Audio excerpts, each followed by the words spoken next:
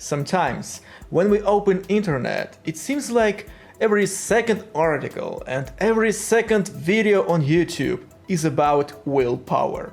How to get willpower, how to achieve goals, how to get success. It's all about willpower and things close to it. And sometimes you get an impression that without willpower there is no life. You will have nothing in your life if you don't have willpower. But is it true? Well, actually not. There is no such thing as willpower. Willpower does not exist. And here some people may ask a question, well, are you crazy? Are you okay? What do you mean there is no such thing as willpower? Well, if you watch this video till the end, I'll try to explain my thoughts and my opinion. So, let's get started. By the way, guys, be sure to subscribe to my channel and click on the bell. Don't miss my new videos. Okay, let's take willpower. What does this mean? It's the ability to delay gratifications, resisting temptations, in order to meet long-term goals. And here's the problem. A lot of people think that using willpower we can get success. We can, for example, quit smoking, quit drinking. Using willpower we can achieve goals. We can exercise every day, we can build a great body, we can build a great career. But then people started realizing that actually willpower for some reason does not work as it expected to work. Why? If a person says, well, I've got a willpower, I want to give up on these sweet candies, and he will end up eating them again in 5 minutes. Or let's take a person who wants to start exercising. He buys a membership card, but it seems like using willpower you can visit your gym only one time, maybe 2 times. But can you do it for a year, day by day? No, it doesn't work that way. And people became suspicious. What's wrong with this willpower? Seems like it's not working at all. But if it's not working, what is actually working? In reality, the thing which works is actually the competition of motives. And in this video, we're going to break down what it all means. Well, we know that there is science, there is neurophysiology, and there is progress in this area. Back in the 20th century, we did not have good tools to research our brain. Back then, all that we could do was just observational studies, talking to a person, but later we got MRI, and now we have something new. Functional MRI. Functional MRI is a special tool which is very powerful, which can see what parts of our brain is actually active right now. And it also estimates the dynamic, how it changes through the time. And now we know that there are certain parts in our brain that are responsible for some emotions, reactions and behavior. And not only parts, but also there are neural systems, neural networks in our brain, which are not located just in separate parts, but they can go through different parts. So it's very complicated. We can understand it now. And there was an interesting story when scientists actually found the neuron of Jennifer Aniston. So there was a guy who came through this research in fMRI, and they found that there is just one single neuron which activates when this person sees Jennifer Aniston. But it was not just Jennifer Aniston, but it was Jennifer Aniston from the series Friends. It did not activate just on an actress, but to the series. So why am I talking about this all? Since then, scientists have found a lot of functions and features of our brain. They analyzed the activity of our brain, and they found fear, disgust, interest, excitement, a lot of different states of mind. But they did not have found willpower. There is no such thing. So people tried to find it, but objective data does not show it. So we cannot see it in our brain using fMRI, and we see that willpower just not working in real life. Seems like there has to be an explanation. What actually works in our life? Okay, let's take for example an alcoholic. So he drinks a lot. He's been drinking for 20 years in his life. And one day he just decides to quit drinking. Just imagine, he's been drinking for 20 years.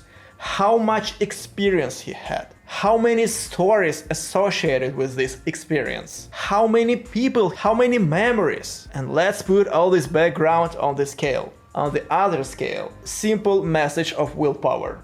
I need to quit drinking. And what do you think is heavier? 20 years of experience or just simple message? Let's quit drinking. I think it's pretty obvious that 20 years of experience is much more important and heavier. That's why it actually wins. And this happens all the time. That's why the competition of motives is more important and more powerful. Or let's take a smoker. He's been smoking for 10 years. He's been smoking a pack of cigarettes every day, and he has so much memories about it. And he's got personal traditions to smoke every hour, to smoke every evening, to smoke after a meal. Put it on the scale, and on the other scale is just simple message: I need to quit smoking. What will win? Of course, these 10 years of experience will win. The competition of motives. Or let's take another example. A person who works out.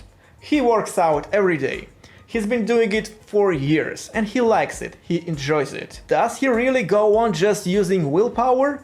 Not at all. He would not go far using just willpower. He's been doing this for years. He enjoys it. He gets his dose of dopamine, his dose of endorphins. He has friends around him who also works out. He reads articles, he watches video about this. He gets a lot of information about workout every day. So now you see that he's got a lot of motivation. And for him, give up on doing sport would be a challenge. That would be a suffer. It would be very hard for him not to go to the gym. So now we see that he's not doing this because of willpower, but he's doing this because in the competition of motives, this motive to go on is much stronger than to give up and just to collapse on the couch. And we have to understand that this competition of motives happens unconsciously.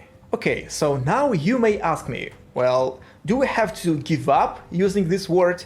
So willpower is nothing? Well, you don't have to give up on this word. But what I'm talking about here is we have to understand the actual things which happen in our brain and how our brain really works.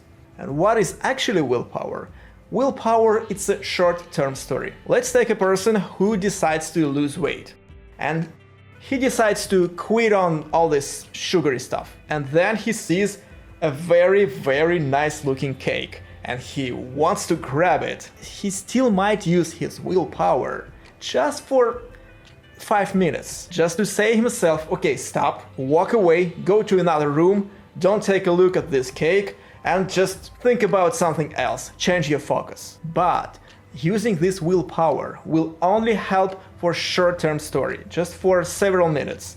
You cannot go on using willpower for years. If you want to go on for years, you have to change your competition of motives. You have to grow new motives inside your mind so they will win the opposite. Okay, you may ask, let's take a climber. He's going to the top of the mountain. He wants to achieve his goal, and he realizes that it's much harder than he thought it would be. So it's so challenging. He's so exhausted. He's so tired, but he just keeps going somehow. Isn't this a willpower? It's still not a willpower. Just think about it. He's been preparing for this for many, many days, weeks, and months. He spent too much time getting ready for it. He talked to so many people about this. He read so many articles about these mountains. He watched so many videos on YouTube about this.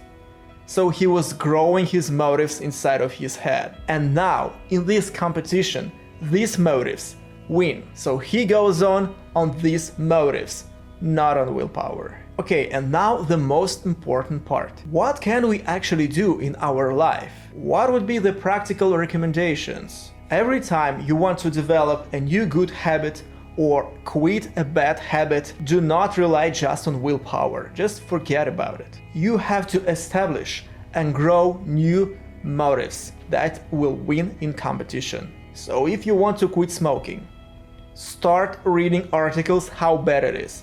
Start watching videos how bad it is for your health. Think about it. Think about it regularly. Talk to people who already quit smoking.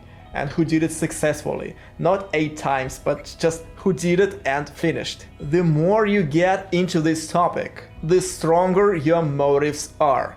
And one day, these motives will win the competition. They will win the desire to keep smoking. So make this scale as heavy as possible. So if we have opposite things on the scales, make the positive scale as heavy as possible. Or for example, you want to start exercising every day. Do not rely on willpower. Instead of this, start research, read articles, watch videos, talk to the people. Do not train too hard, but do it regularly. And one day your new motives will be so powerful that they will win the competition. By the way, friends, what do you think about this all? Maybe you quit a bad habit or developed a good habit somehow?